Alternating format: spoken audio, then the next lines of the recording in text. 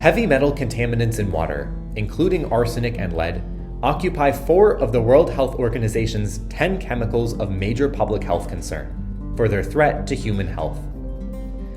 In places without centralized water treatment infrastructure, point-of-use water treatment technologies rely primarily on heavy, difficult-to-distribute bucket systems.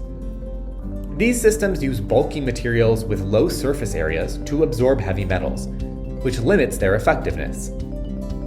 Today, there is a critical need to develop miniaturized, easy-to-use heavy metal remediation technologies to address what scientists call humanity's biggest mass poisoning.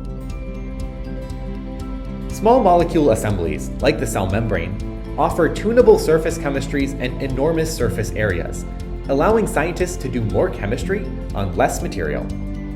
In fact, these nanostructures offer 7 orders of magnitude more surface per mass than bulk materials in use today, making them an ideal system for water treatment applications. However, these structures are usually fragile, because the forces which hold them together are weak.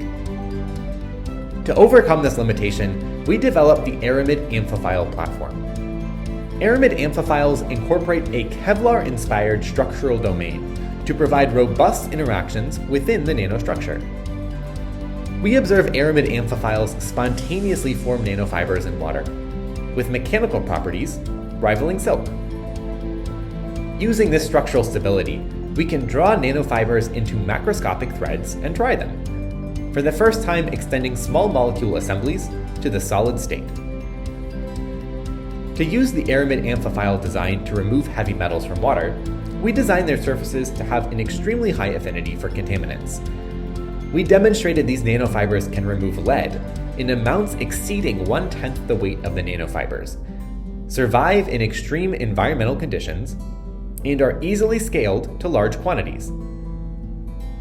Aramid amphiphile materials offer a promising route to producing next-generation miniaturized technologies for water treatment.